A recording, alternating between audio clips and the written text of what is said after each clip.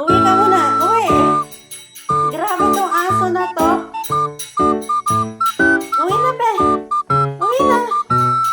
Grabe ka. Uwi ka na. Kamamap ko lang. Grabe ka. Grabe. Grabe ka. Uwi ka na sa inyo. Grabe yan.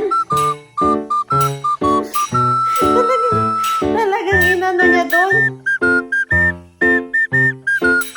Uwi na. Ikaw nga, di. Ikaw magpa-uwi. Sige na. Ikaw kasi si nanay mo.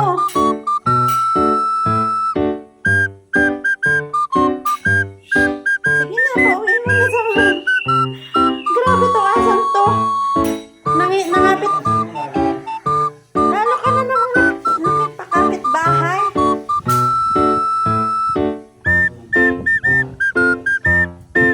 Yung aso ng kapitbahay na nakikimarites. Sabihin mo dun sa amo mo, ha?